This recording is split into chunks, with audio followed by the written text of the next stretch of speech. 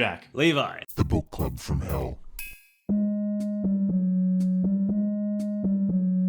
I'm really happy to have a returning guest on the show today. I got Lewis Woolston back from Facebookistan, from South Australia, to promote his new book, The Everlasting, which is it's just pure Woolston. It's if those listening have read his previous works, The Last Free Man and Other Stories, and Remembering the Dead and Other Stories, which you really should, and you liked those, you'll really like this one.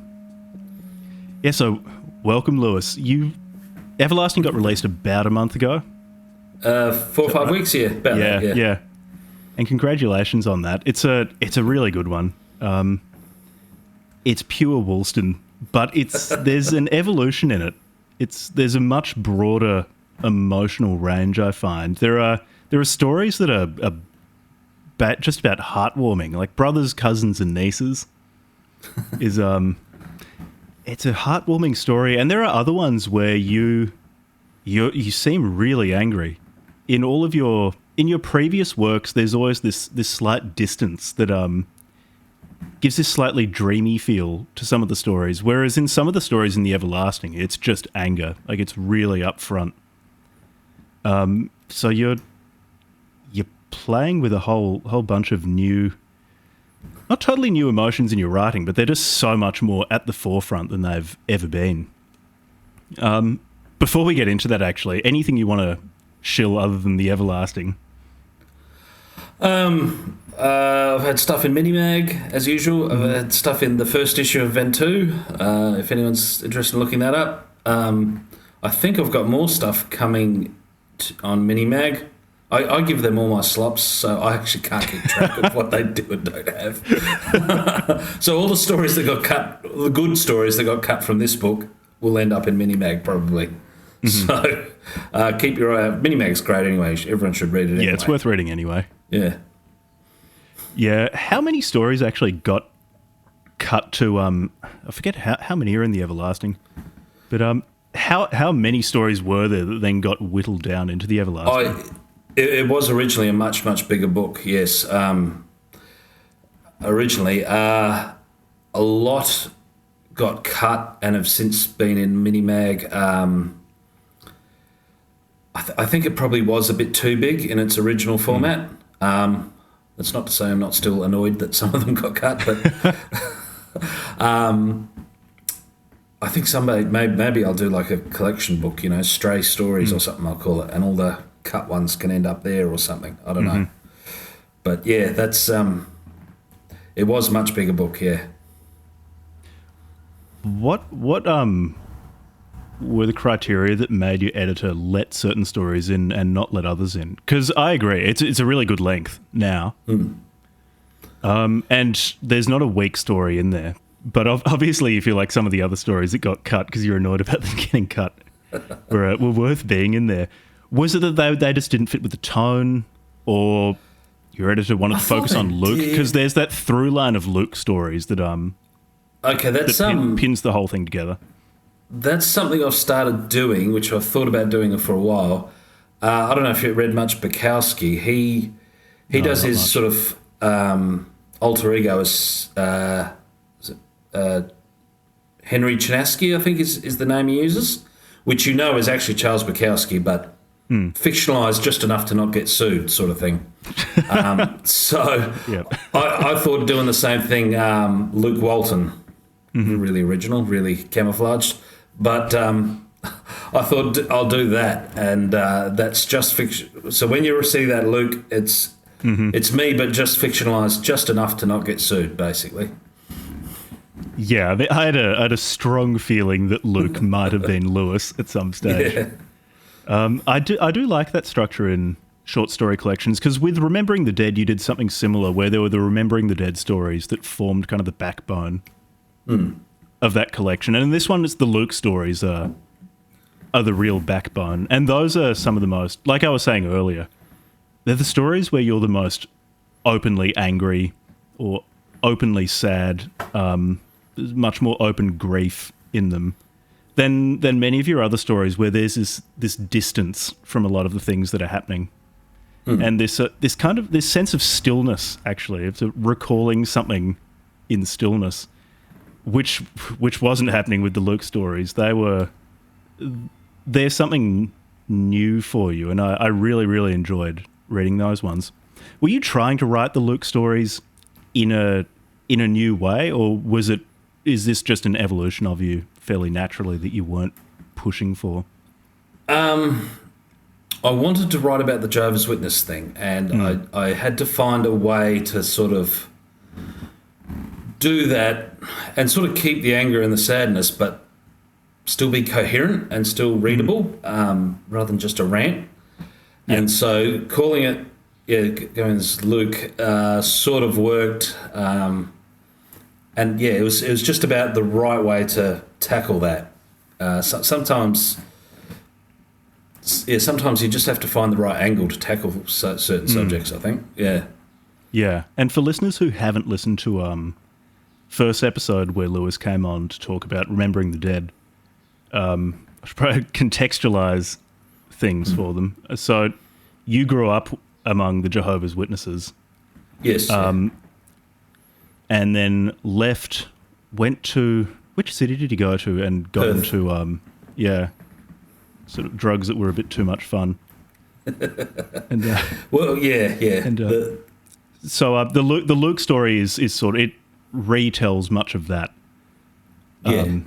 Just so people listening who haven't heard you talk before or haven't read your books, because this is in your other short story collections, but so that they're up to speed. But I felt that was a really effective backbone to this book, also because if you stack the stories up one against each other, it tells this longer narrative. And over the course of a whole life, which is also it's something that I really appreciated in this book. You're talking from many more viewpoints than in other books you've written. There's a much broader range of ages from which people are talking, much broader range of life situations. I mean, not everyone's down and out.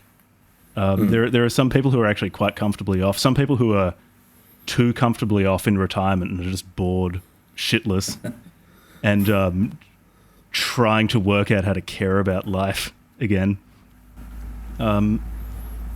It's just a deeper book, which I really liked. But at what stage in writing The Everlasting did you know that you'd use these Luke stories? Did you have a feeling that you wanted to write about your upbringing among Jehovah's Witnesses? And you were putting it off, or I was trying to find the right angle. I don't know if you know this. There's this whole sort of like subculture online of ex-Jehovah's Witnesses. Like there's sort of groups on Facebook. There's a lot of people have written memoirs and things. There's a lot of YouTubers talking about it. And I've read some of the memoirs, and there's a couple that were quite good. Can I shout out to one? Yeah, of course. Yeah, there's a really good one called "I'm Perfect, You're Doomed" by Kyria Lydia. Yeah, Kyria, Kyria, Lydia, Lydia, Abrahams. "I'm Perfect, You're Doomed." It's okay. Really good, really funny. I'll put that in the show notes. Yeah, but that's basically straight memoir, straight biography, and I wasn't going to do that. I wanted to write a fictional way. It was actually The Everlasting that came first, that story, not the other one. I wanted to do sort of a whole life sort of thing, a sort of womb to tomb. I actually started it 3 times and ditched it each time because I couldn't quite make it work. And I saw an ad on TV for one of these prepaid funeral services, and I thought, maybe I should do that just in case. And my brain just wanders, and I started thinking about, because I'm not religious, so what would my funeral be? And of course, my brain goes, let's do a mixtape for my funeral, because that's just how I go. And I was thinking about it for quite some time, and I sort of narrowed it down to maybe one song and one poem, and I had this mental image of my daughter as a grown adult reading that Bukowski poem, The Laughing Heart, which I've always liked. And I had this mental image of her doing that. I thought, that's it. And that whole story just came out in about a week and a half after that. And the funeral was the sort of centerpiece of it. And the character of Beth is basically a compilation of about a dozen or so people that I've known through the years who never really got over growing up Jehovah's Witnesses. Like, it completely marred their entire life. In a couple cases, it basically killed them. And yeah, without sounding too pretentious, I was trying to find some sort of way to sort of speak for all those sorts of people. And yeah, that's sort of what came out, I guess. Yeah, so what, like, I mean, in brief, what are the Jehovah's Witnesses? Because, I mean, I didn't grow up Jehovah's Witnesses, so my interaction with them is basically them knocking on my front door and then me closing the door on them and saying, like, no, I'm not interested. They're really just a high control sort of pseudo-Christian cult.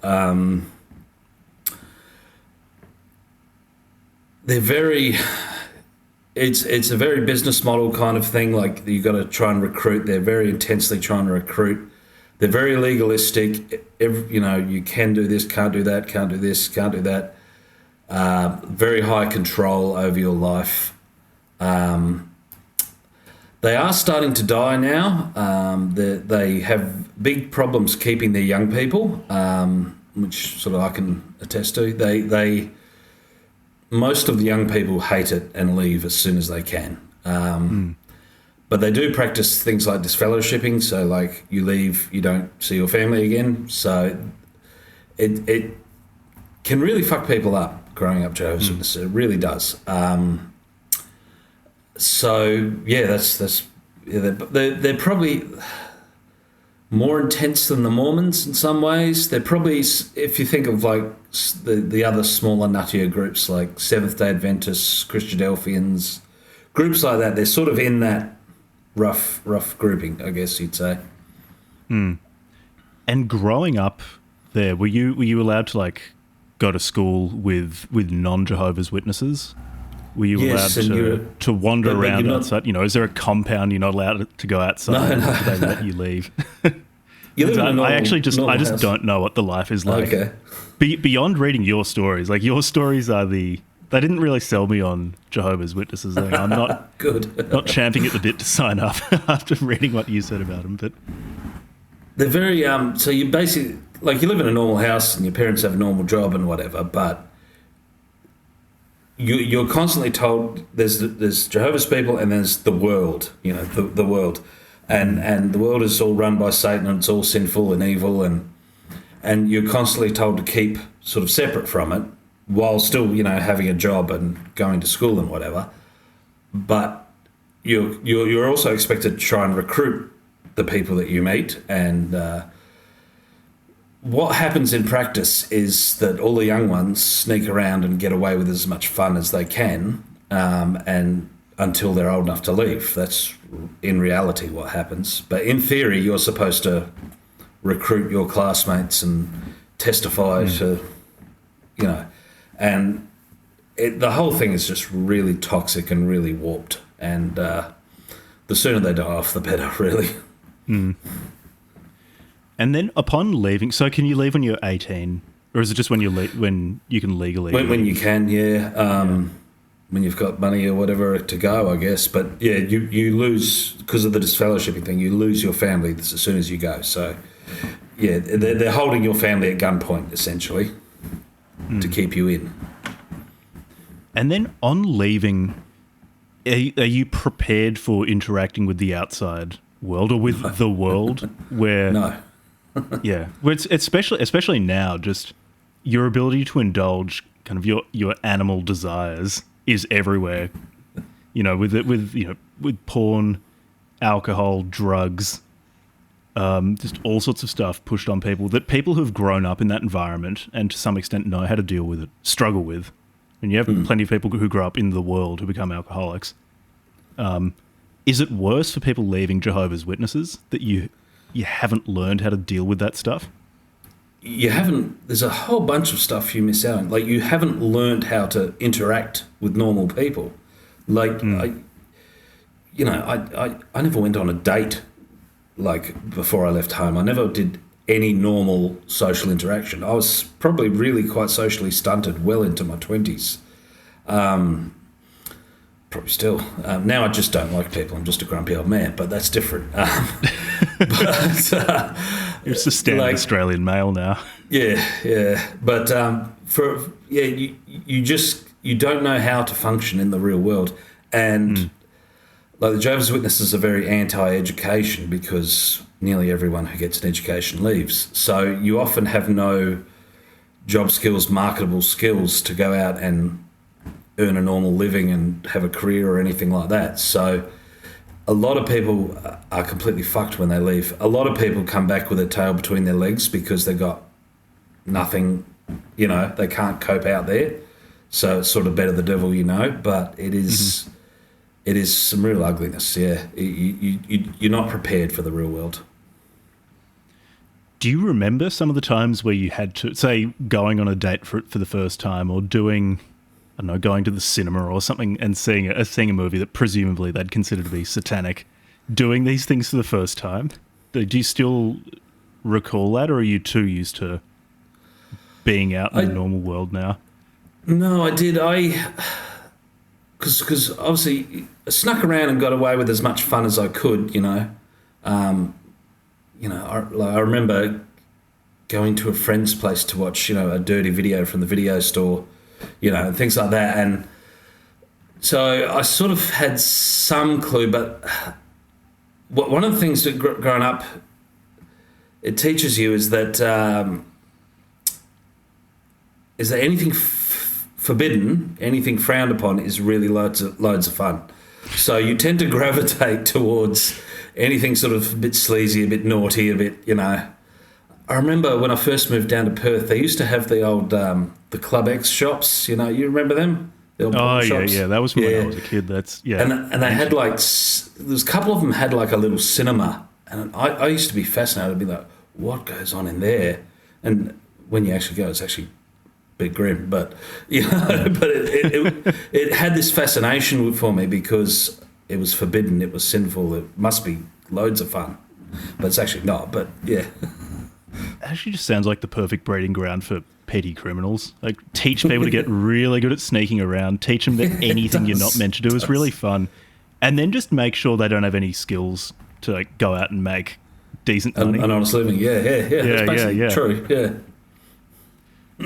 Yeah, that is. It's Do you feel, is it a common experience too of people who leave Jehovah's Witnesses to get into drink and drugs and things? Yes. Both, again, because they, I guess, haven't learned how to deal with those possibilities, and also because it sounds like it just traumatizes kids who go through with it. Like, is your experience with that?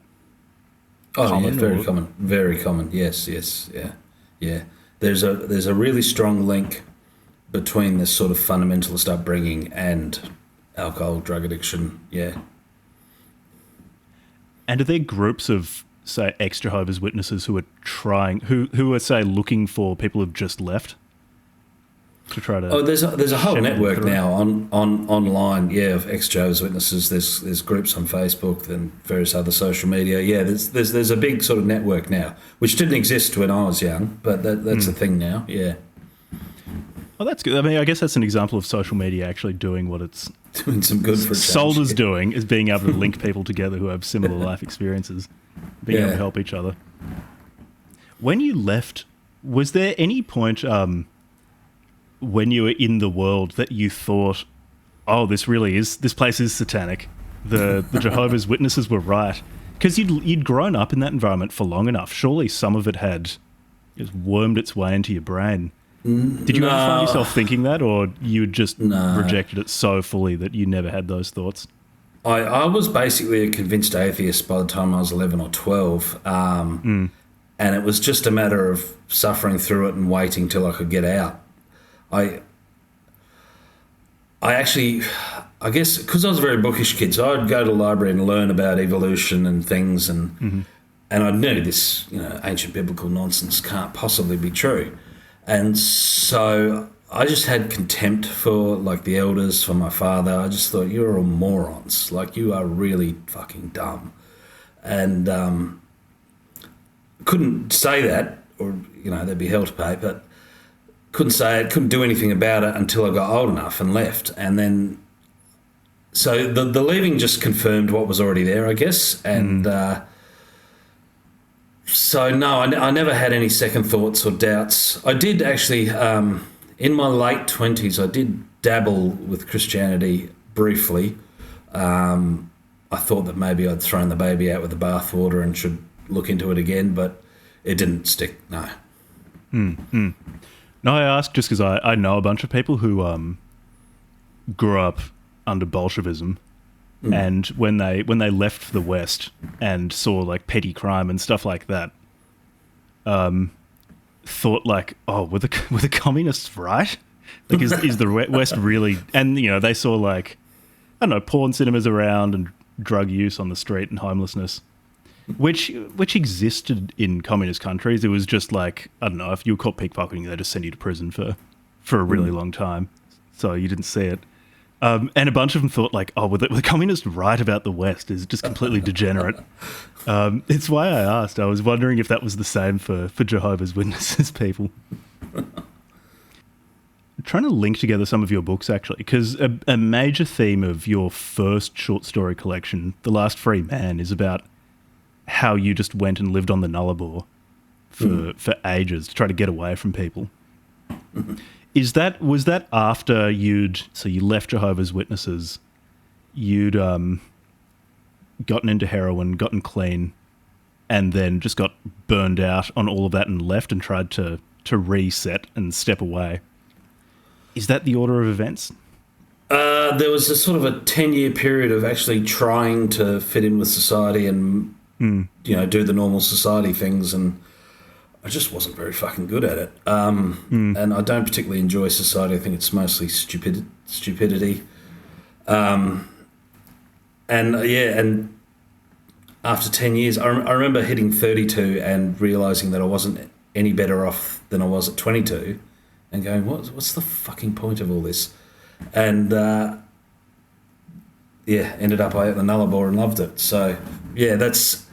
I guess... I didn't fit in the Jehovah's Witnesses, didn't fit in normal society. That's probably the common theme. I'm not a joiner, I'm not a belonger.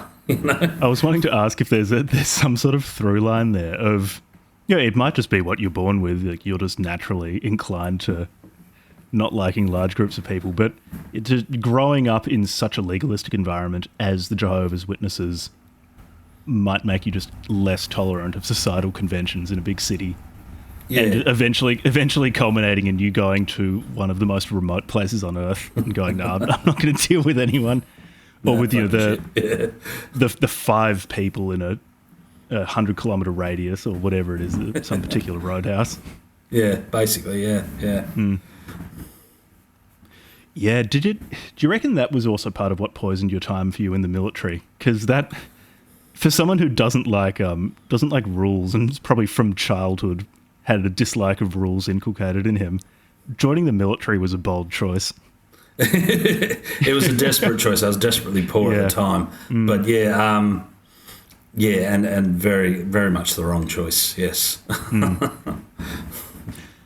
Yeah, I mean, the interesting thing is that despite, say, your negative experiences with the military, you wrote a story, I think it's the opening story in The Everlasting. There's a really great one about just some kid on shore leave who loses his virginity.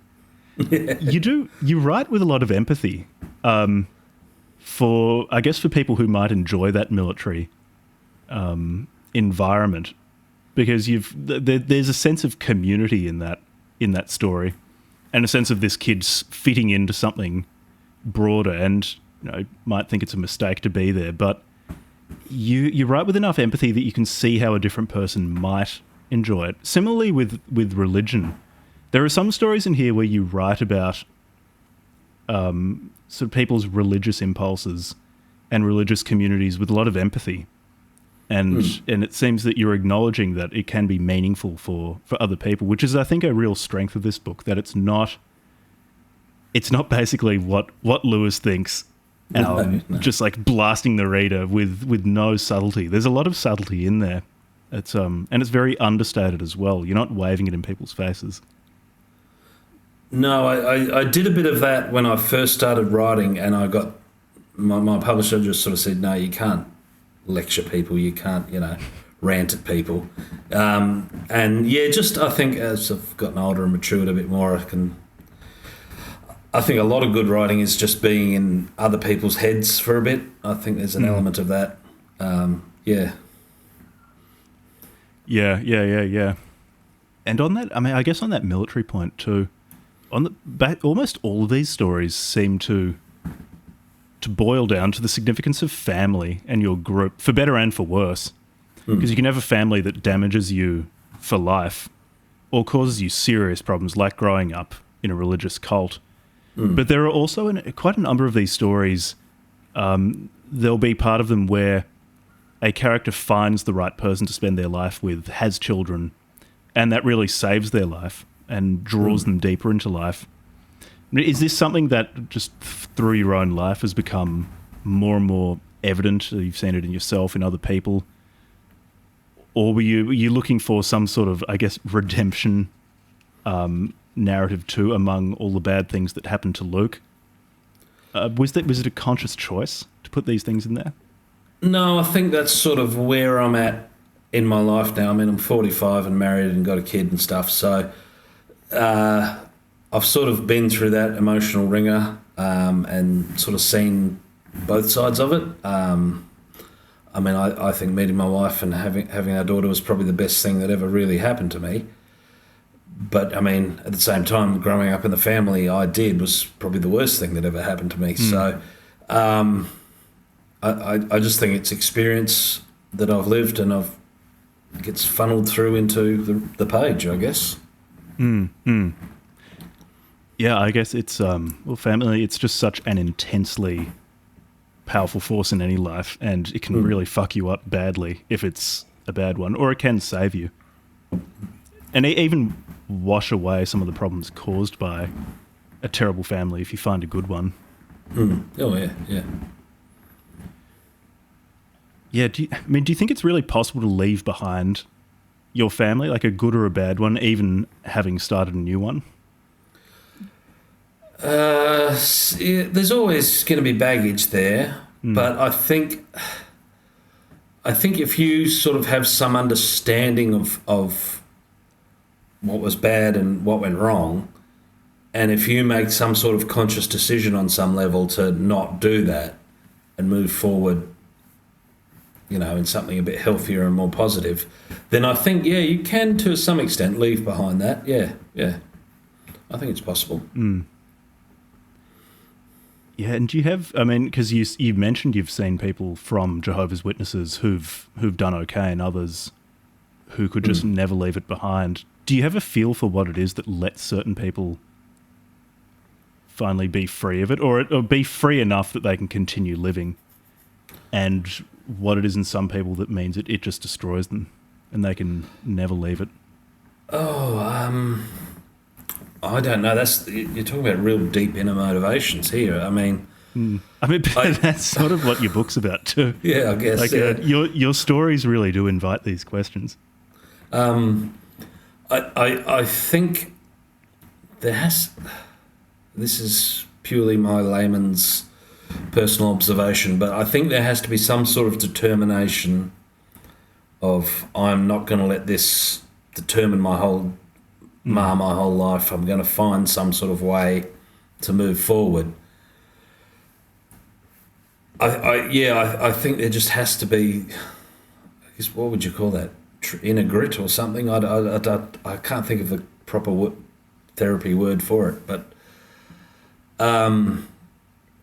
I do notice that the people that I've seen whose entire life got marred by being raised as Jehovah's Witness, I think there was just lacking some sort of oomph, like they just couldn't push through and find something. They saw themselves as a victim of circumstance rather than being able to make a choice.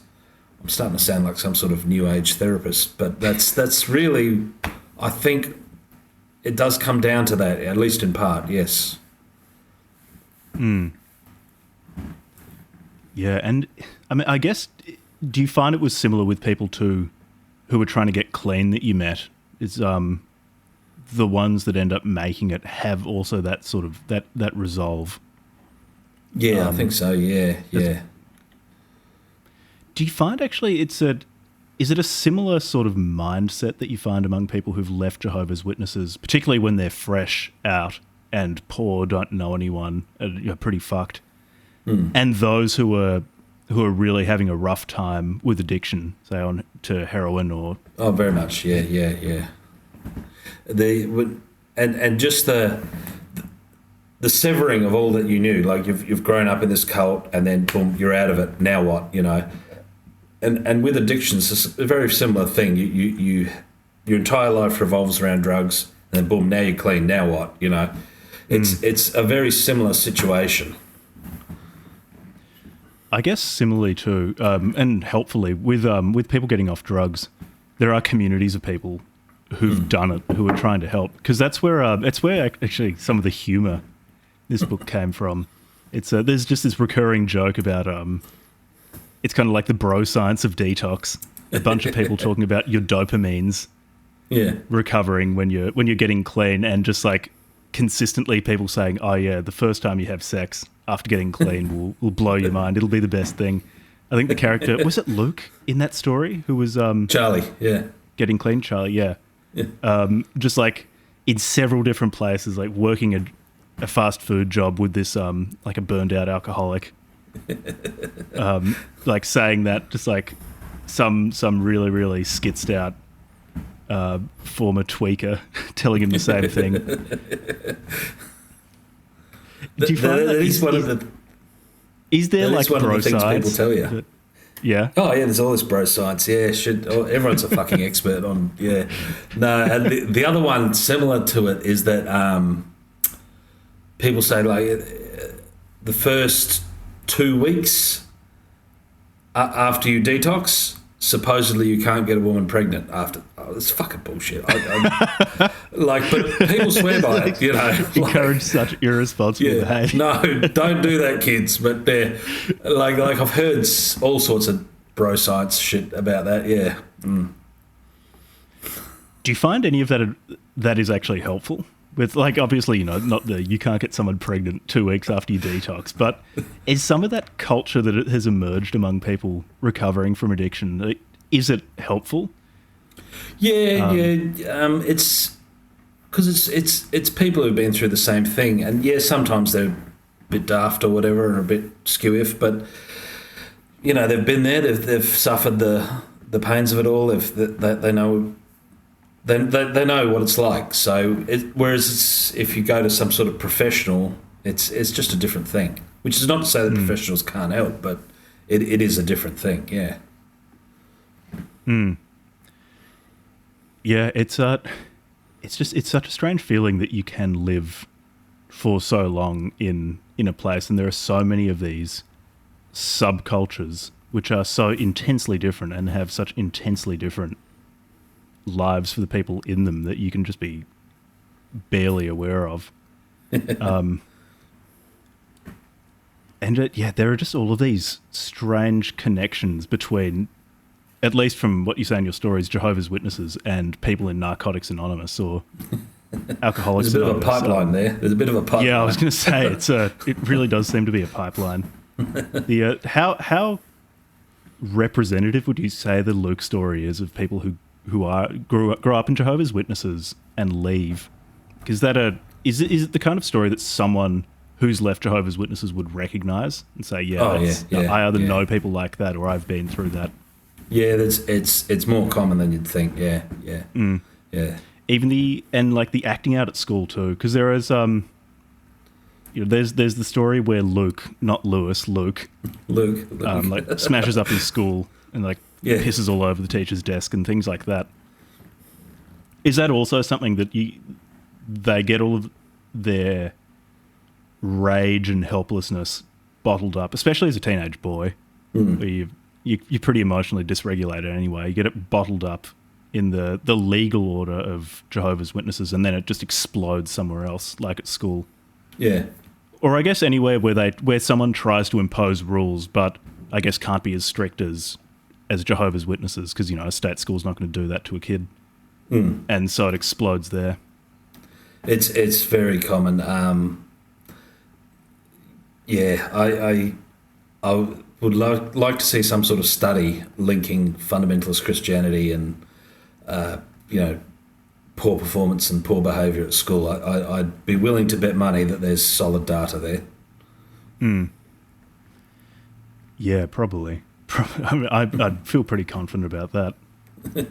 But that aspect of the Luke story does remind me that in this book, as with your two previous books, regret is a really significant theme. And as with your two previous works, it's treated without any melodrama. Like, it's very, very matter of fact. And it's regret from all sorts of different perspectives. It can be regret from the perspective of things actually working out, like finding a family, finding stability. Regret from the perspective of things really not working out, like being extremely lonely. There's a very sad story about this guy who has nobody in his life besides the people he plays chess with once a week. And sometimes these regrets can be addressed and there can be some sort of closure. And then sometimes, like with Luke and his teacher, Miss Lechsky, it's just unresolved. It's just not a regret that can be addressed. Has this always been an interest of yours in writing, exploring regret? Or is it that you have personal regrets and it just pops up in your writing for that reason? A bit of both, I think. I mean, I'm 45, so, if you live, you acquire regrets. I think that's just a fact of life. I've always had, in a lot of my reading, I've always had this thing for like big novels that talk about life and the big picture, and I'm thinking of things like The Forsyte Saga by John Galsworthy, Of Human Bondage by Somerset Maugham, and I can actually remember the end of The Forsyte Saga, and the one of the main guys, Soames, who's led a life of acquiring money and property, and he had this failed marriage, and his kid doesn't love him, and he's just this awful person, rich, awful person. And in the last scene, he's just looking through all this priceless artwork that he's acquired over the years, and he's got no one. He's got the servants around the house, he's got no one, and he knows he's going to die soon and no one will visit his grave. And there's this intense regret. It's a really, if you haven't read that book, you really should. But stuff like that really sort of touched a nerve on me, I guess. And I guess when it came time for me to write, that was going to find a way to come out. So I guess that's part of it. And part of it is just being older. You have a few regrets. You can't live life without regret, I don't think. Yeah, and it's writing about regret from the perspective of an older author versus a younger author, because I find the older authors will often acknowledge that with a lot of these regrets, so you can't fix it. It's just, it's done. It's fucked. Like you've fucked it up and you can't do anything about it. Yeah, and I do think maybe too, this is perhaps influenced, like I've spent the last 2 and a bit years working with teenagers, and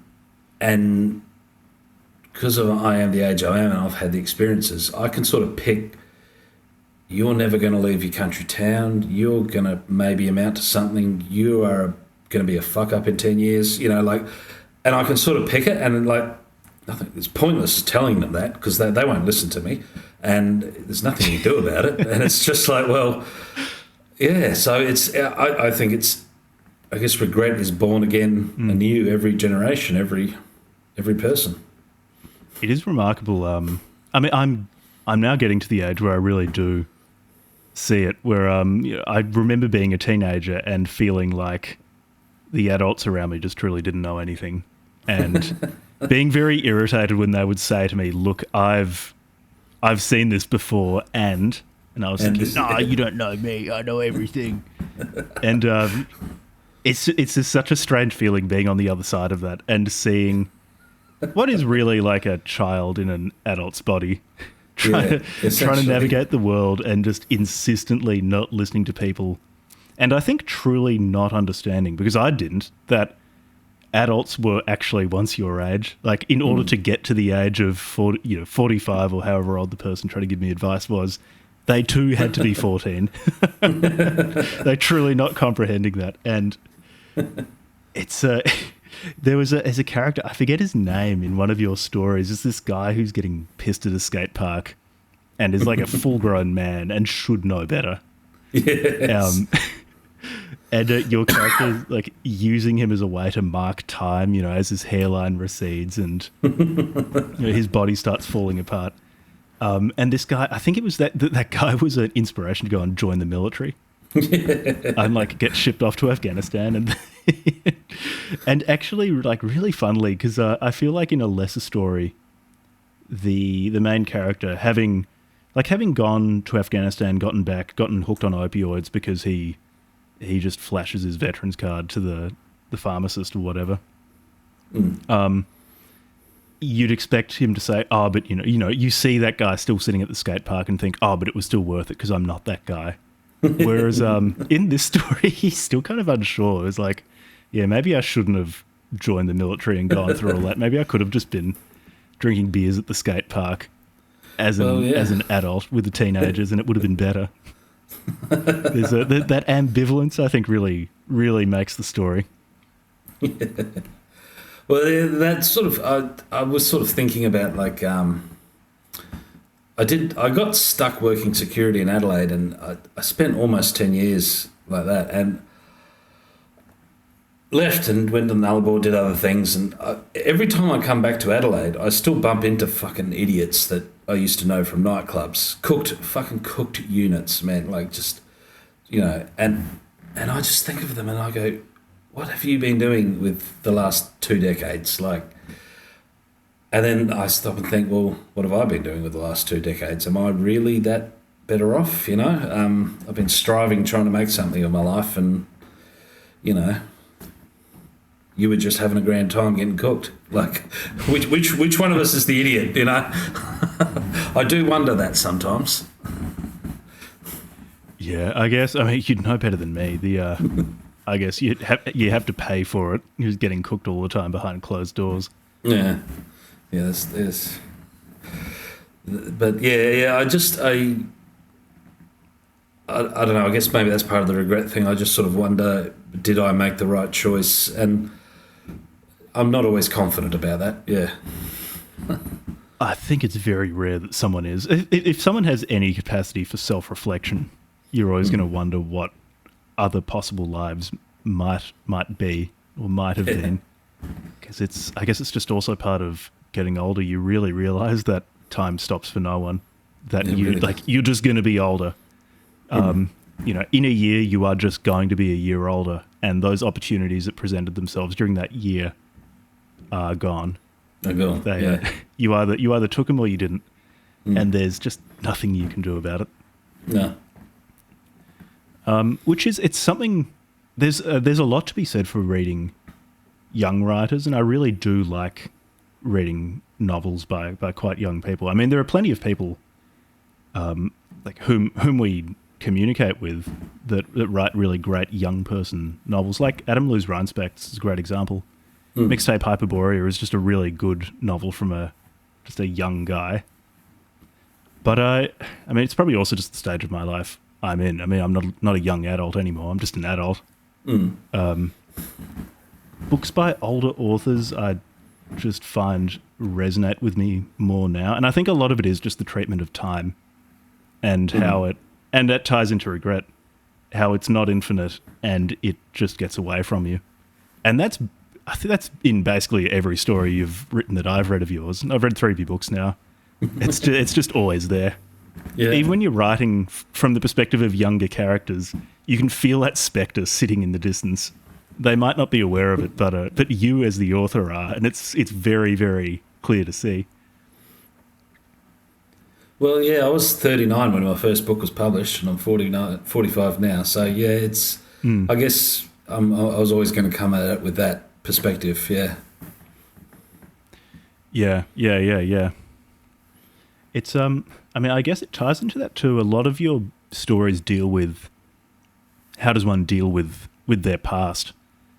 And it can be from a bunch of different perspectives. I mean, it can be from the physical toll of drug use. It can be learning how to live after something like growing up with Jehovah's Witnesses. It can be learning to forgive, or just accepting that over time you're just less angry or emotional about things. There was a story of yours about someone, Kevin Bradfield, who got killed in a public toilet for drugs. And in the story, the main character gets a letter asking if he has any objections to these people who killed Kevin Bradfield getting parole, and learning about what they'd done with their lives in prison, and realizing that ultimately he just didn't care, but just didn't care enough to try to hold up their lives and keep them in prison anymore. Just wasn't angry about it in the same way anymore, which is another way that you deal with the past. Again, it's I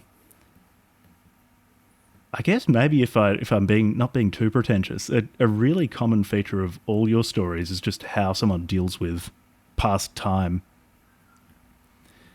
Are you trying to explore that? It's like how do you deal with the past? Or again, is it just where you are in life? That's just what I honestly you're think it's just where I am. I think that's the perspective I'm coming from. I mean, I do wonder if I wasn't probably capable of it, but if I had started writing seriously at like 21 or something, I do wonder what sort of thing I would have written. Probably genre slop or something, probably. And it probably would have been a huge success and I would have made shitloads of money, but here I am. I think it honestly is just, that's the perspective I'm coming from, the age I am and the life experiences I am. Which is why I think it's probably important as a writer to have a few life experiences, so you've got something, you've got an angle to attack things from. Yeah. Yeah, there is it's a more or less continuous debate among writers, and I've just seen it pop up a few times among people that we know who are writing. This, whether life experience or just practicing writing itself is more important. And I've seen a few of your comments, so I kind of know where you come down on it. But for listeners, where do you reckon you sit on that? I personally don't think it's that clear cut. I think it helps to have practiced and to have lived, but that seems like a boring, enlightened centrist position. Where do you sit on that? I am team autodidact all the way.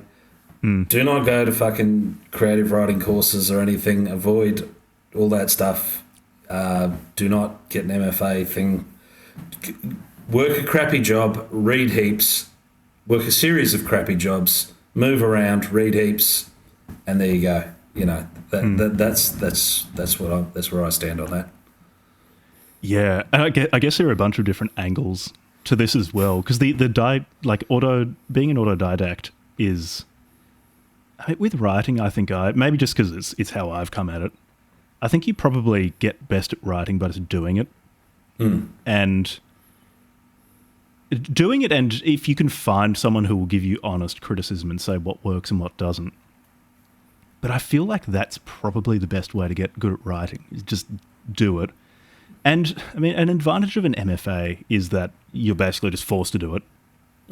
Like someone will say to you, oh no, you have to write and you have to submit these written pieces. If you've got some money on the line, it's going to really motivate you, which I guess is... Okay, if you have problems with motivation, I guess that's an advantage. I don't know if I'd want that amount of money on the line to make me write. I think it would just stress me out. Being stuck in shitty dead-end minimum wage jobs and thinking, well, maybe the only hope I have of getting out of this is writing a book that becomes successful, that's pretty good motivation. Yeah. Yeah,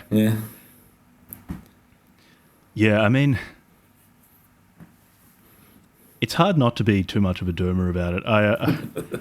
Writing with the intention of making a ton of money out of it, to me, seems like a form of insanity. Look, someone It does happen. Someone will probably do it. But it's just one thing I've really enjoyed from basically reading books by weird people on the internet is how many of them are just doing it because they feel some compulsion to, or they just like it. And of course, if everyone's being honest, no one is going to say no to a big pile of money.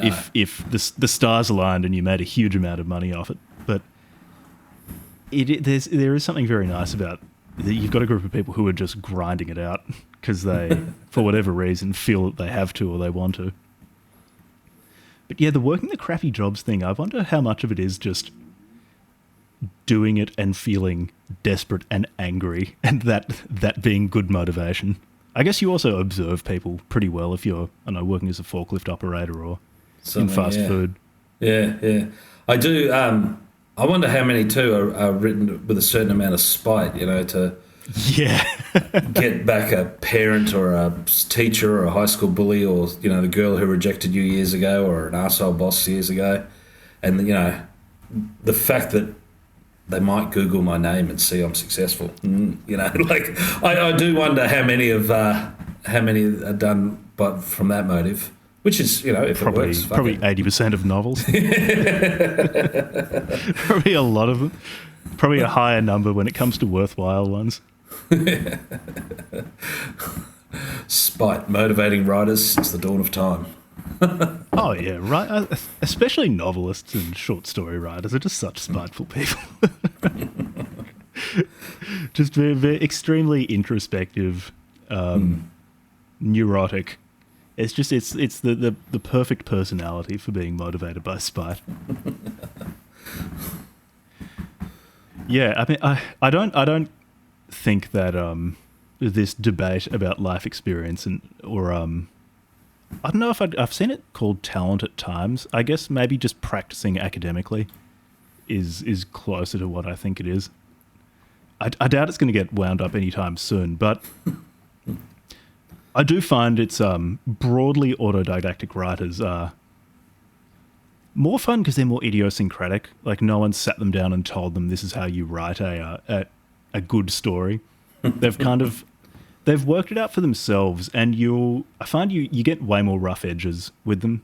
That the formatting might be weird, some of the sentences might be kind of fucked up, but there's a lot more energy, which is ultimately what I care more about. I mean, an editing team can polish up anything really if it's got enough energy to it, but you can't really inject energy into something that's dead. No. That seems like a bit of a lost cause. Yeah, I mean, what I'm ultimately saying is, if there's anyone from a publishing house currently listening, Lewis Woolston's stories, if you're wanting to promote them really hard, are waiting there. Truth Serum Press has been really good too. It's worked out well. What I really need though is like a indie filmmaker or something adapt one of them. The last one in this book, Viva Adelaide, I reckon that'd be a good film. That'd make a good movie. Sort of Train Spotting meets Empire Records meets The Castle. Like that's how I'd picture. Yeah. If there's any filmmakers watching this. As a short film, I'm pretty sure it was in The Last Free Man. There's a short story you wrote in that one about seeing the last Brumby. Yeah, the last Majura Brumby. Yeah. Yeah. I reckon that would work really well as a short film. Yeah, maybe. Yeah.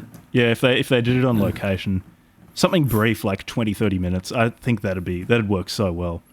Quite a number of these stories would work very well because they're very character driven, realistic, and just about things that people like, that people are fascinated by, like drug use, the degeneracy of being addicted to heroin or some sort of other opiate, the struggles of getting clean, of religious cults. Like there's just a bunch of stuff in here that people are consistently interested in.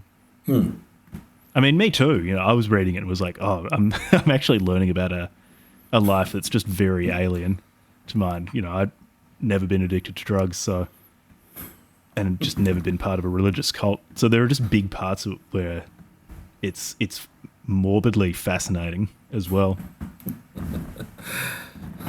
Yeah, but then you look at what gets promoted, like by mainstream publishing and mainstream movies, and it's, I just think who's making these decisions? I don't know, but anyway, just got to keep on my grind, I guess. Yeah, I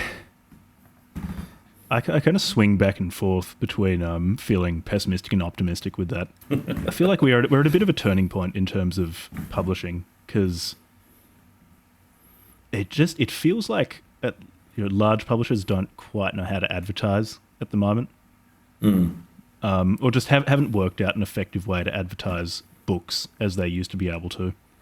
Also, just sort of the tastes of readers are changing. There's a lot of very, very stimulating entertainment options other than reading. So just if things are really in flux at the moment, I suspect things will settle down and solidify into something else eventually.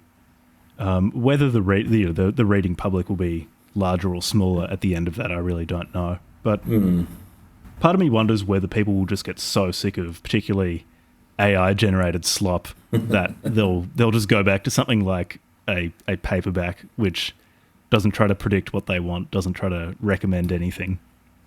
I think too, especially in our little scene, you've got people doing stuff that is actually really original and really stands out, and is quite unique. And I think that is a massive strength, especially as the sort of everything becomes slop in the mainstream. I think slowly we are gathering readers and gathering fans, and I think eventually it'll reach some sort of critical mass, and will. Which book or which author is the one to break through, sort of a Smells Like Teen Spirit moment, I don't know, but I think there will be one. And I think just if we all keep on our grind and just keep writing original, interesting stuff that we're passionate about, I think readers will respond to that. I do. When you read a book, you want something original, don't you? You want something passionate. Yeah. Yeah, and I guess so there are some people who are really good at self-promotion and are doing really well. It's like ARX Hahn is seeing... He seems to be getting more traction. Cairo Smith is... Like, he writes well, and again, he's just good at promoting himself, which is important, and it's something that I think a lot of us have a hard time with. Like, I think we could all learn something from Cairo and Hahn in that respect. Get him... like, Dan Baltic... is relentless when it comes to promoting Nutcracker. Like even in DMs, like he won't drop the act. He's like constantly making nut puns. The man is relentless when it comes to that, and that's part of it. Just being able to stand out online. But I agree with you. It's especially as there's more AI slop, which basically just drives the cost of producing slop to basically zero, to the point where no human can compete. Yeah. Like I don't know, Brandon Sanderson kind of stuff.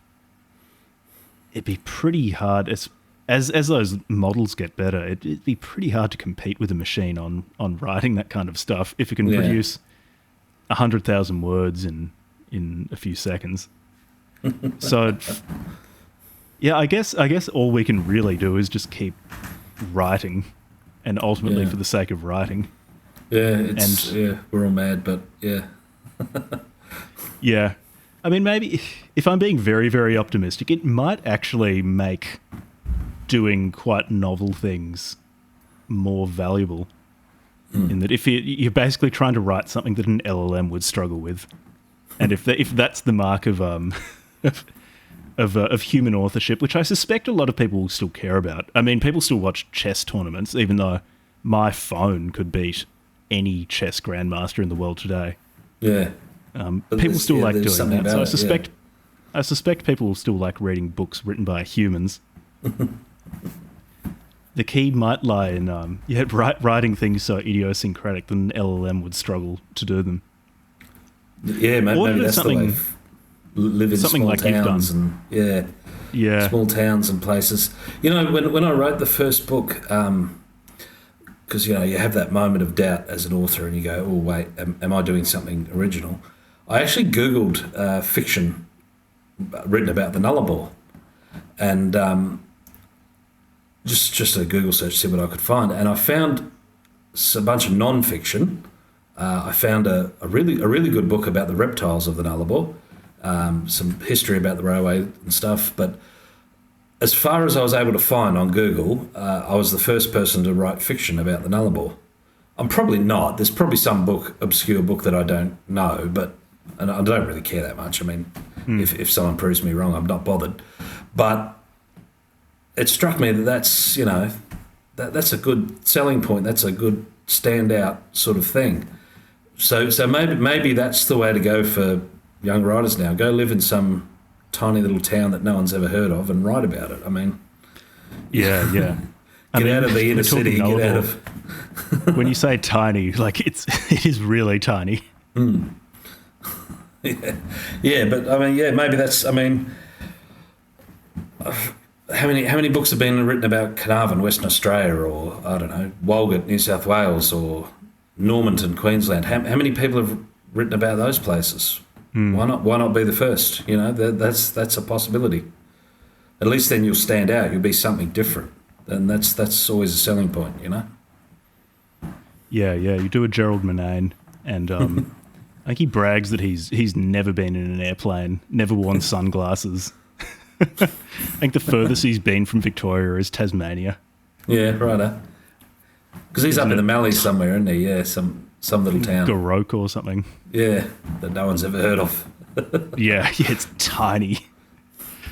So you could do something like that. I mean, even when he was living in Melbourne, though, he just wrote weird stuff about very, very sparsely populated bits of Australia. Which is, I mean, it's new. I mean, you're right. You don't come across much stuff like that.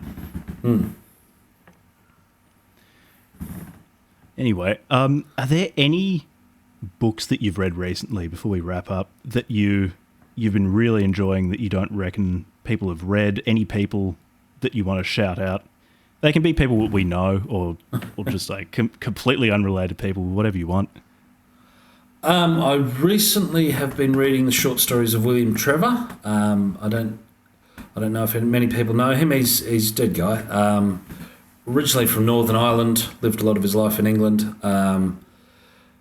Reminds me a bit of Somerset Maugham, who's sort of my big short story writing hero. Similar sort of vibe. Very, very good. Well worth. I'm always trying to learn. I've become a bit obsessive. I think maybe I'm going to be primarily a short story writer in the long run. So I'm always trying to learn and read other short story writers. What else have I been reading lately? I can't even remember. I'm looking forward to Jack's book, the Capricorn one. That's coming out soon on Bonfire. Yeah. I'm looking forward to that one too. we should totally do it. Yeah. Yeah, Bonfire's been on a bit of a tear recently. They're doing all right, yeah. Yeah.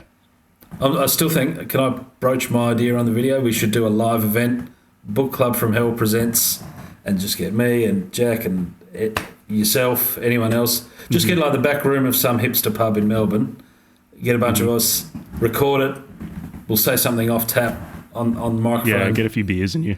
Get a few beers in you.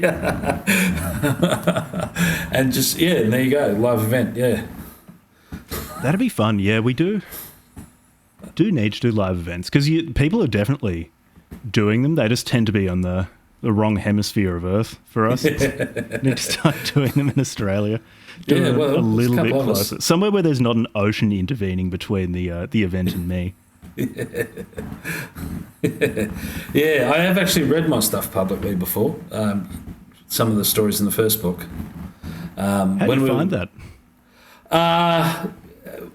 Wasn't easy, but yeah, I did it, and it got a good response. It was at this poetry night when I lived in Alice Springs. There was actually was one in Alice, and they said I could read a short story, so I did, and it got a positive response. So I guess it can work.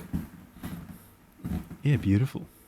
Also, actually, shout out to Tukey's Mag and Mini Mag as well, because they've promoted you Oh yeah, great supported you guys. for ages. Yeah. And Ventu now as well. Yeah. Ventu, were you ever in Lamp, or however it's meant to be pronounced? I was, and that was the edition that got a shitload of hate. Actually, that's the first story in this book, the You'll Always Remember Fremantle. That was the story that was in Lamp. Oh, really? Yeah. And, It got a ton of hate. That was a really good one. That was one of the strongest stories in it's in this book. the crabs on lit. They hate it. Yeah, they hated that story.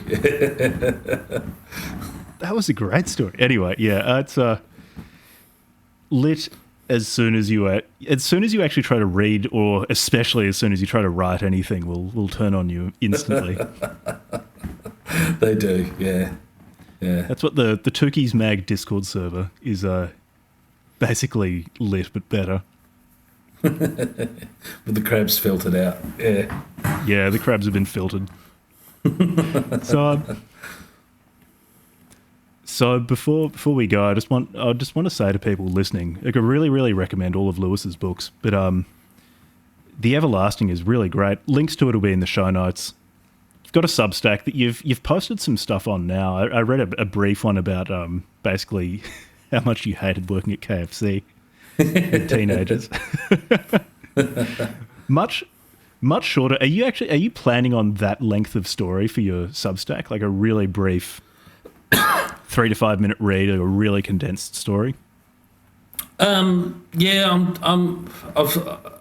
started with Substack years ago and never did anything with it. So I've just sort of started using it now. I'm just going to chip away and write little bits. It's not particularly the focus of what I'm doing, but if it just sort of generates a bit of interest and amuses a few people, then I'll call it a win. But yeah, just little bits. That's all I'm going to do on Substack probably. I'm not going to get one of these. Yeah. There are some people that are super intense about Substack, and I'm just like, calm down, mate. You know.